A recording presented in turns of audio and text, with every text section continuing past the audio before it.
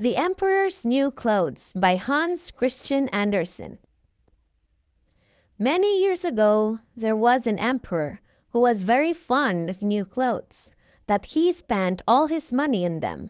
He did not trouble about his soldiers.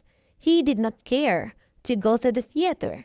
He only went out when he had a chance to show off his new clothes. He had a different suit for each hour of the day. Most kings could be found sitting in council. It was said of the emperor, "He is sitting in his wardrobe." One day, two fellows calling themselves weavers came to town. They said that they knew how to weave cloth of the most beautiful colors and patterns.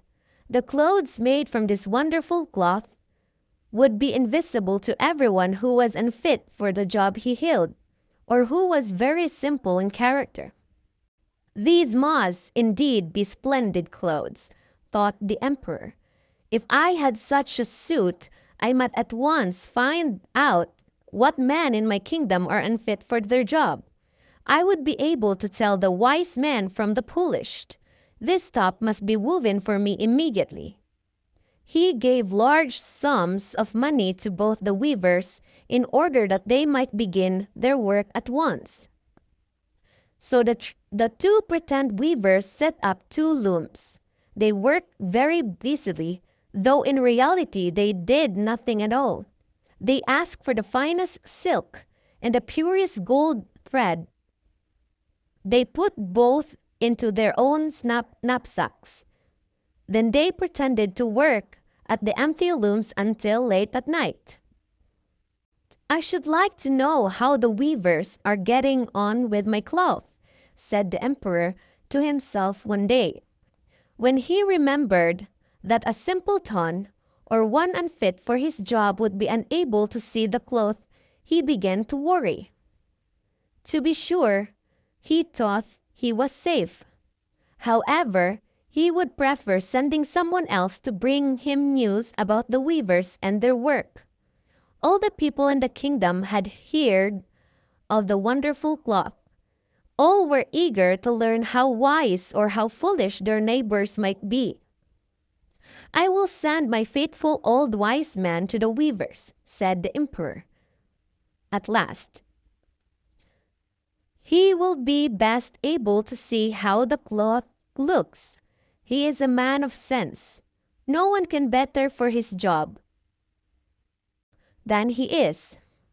So the faithful old wise man went into the hall where the thieves were working with all their might at their empty looms. "What can be the meaning of this?" thought the old man, opening his eyes very wide. "I cannot find the least bit of the thread of the looms."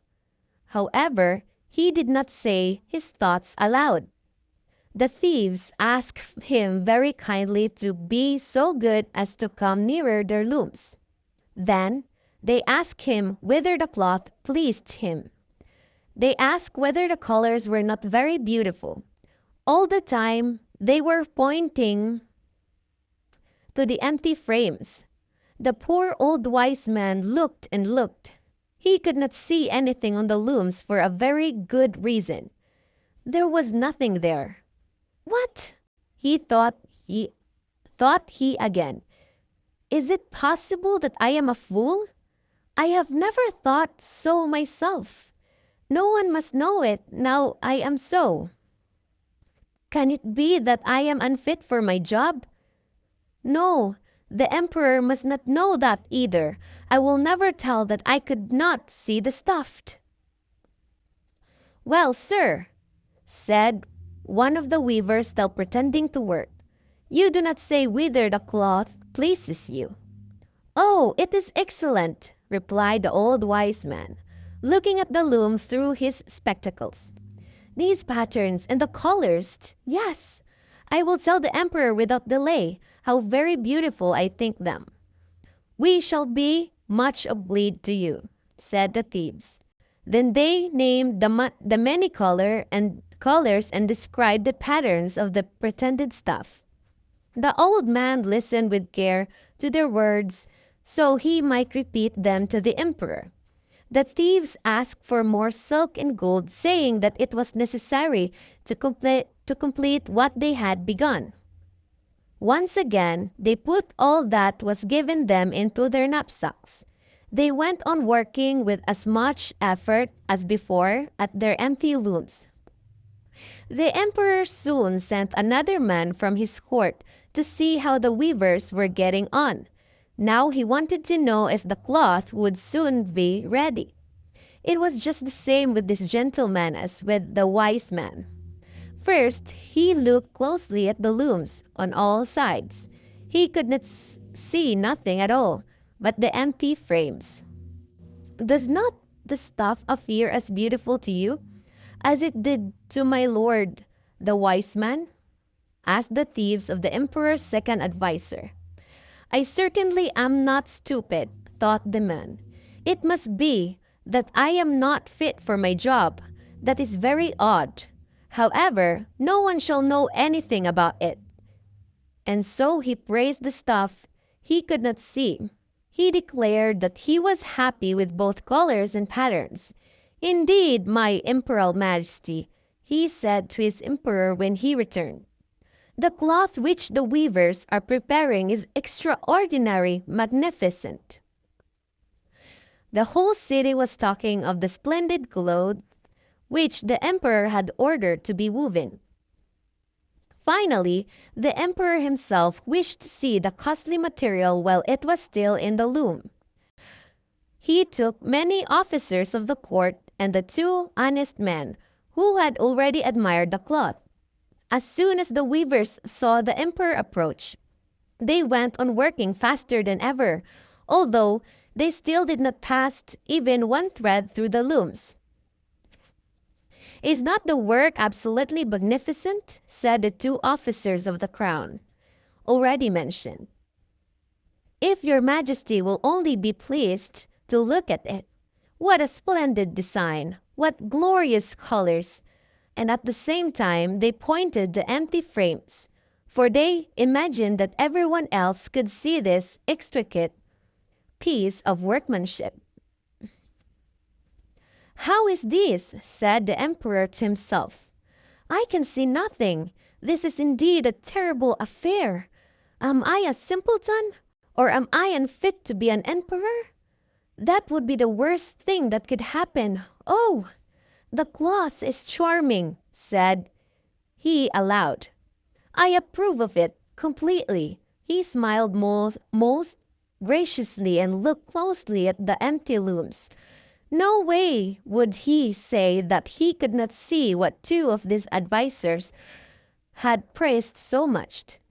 Everyone with the emperor now strained his or her eyes, hoping to discover something on the looms. But they could not see no more than the others. Nevertheless, they all exclaimed, "Oh, how beautiful!" and advised His Majesty to have some new clothes made from the splendid material for the parade that was planned. "Magnificent! Charming! Excellent!" was called out on all sides. Everyone was very cheerful. The emperor was pleased. He presented the weavers with the emblem of an order of knighthood. The thieves sat up the whole of the night before the day on which the parade was to take place. They had 16 lights burning, so that everyone might see how anxious they were to finish the emperor's new suit. They pretended to roll the cloth off the looms. They cut the air with their scissors and sewed with needles without any thread in them. "See!" cried they at last. "The emperor's new clothes are ready." The emperor, with all the grandness of his court, came to the weavers. The thieves raised their arms, as if in the act of holding something up. "Here are your Majesty's trousers. Here is the scarf. Here is the mantle. The whole suit is light as cobweb. One might fancy one has nothing at all on, when dressed in. Yes, indeed, said the courtiers, although not one of them could see anything of this special cloth. The emperor was undressed for a fitting, and the thieves pretended to array him in his new suit. The emperor turned round and from side to side before the looking glass. "How splendid his majesty looks in his new clothes, and how well they fit!" everyone cried out. "What a design! What a colors! These are indeed royal robes." "I am quite ready," said the emperor. He appeared to be examining his handsome suit. The lords of the bedchamber, who were to carry his Majesty's train, felt about on the ground as if they were lifting up the ends of the mantle. Then they pretended to be carrying something, for they would be by no means want to appear foolish or not fit for their jobs. The emperor walked under his high canopy in the midst of the procession through the streets of his capital. All the people standing by, and those at windows, cried out, "Oh, how beautiful are our emperor's new clothes! What a magnificent train there is to the mantle! And how gracefully the scarfs hang!" No one would admit these much admired clothes could not be seen, because, in doing so, he would have been saying he was either a simpleton or unfit for his job. "But the emperor has nothing at all on," said the little child. "Listen to the voice of the child," exclaimed his father. What the child had said was whispered from one to another. "But he has nothing at all on," at last cried out all the people. The emperor was upset, for he knew that the people were right. However, he thought the procession must go on now. The lords of the bedchamber looked greater pains than ever to appear holding up a train, although in reality there was no train to hold, and the emperor walked on his underwear. The end.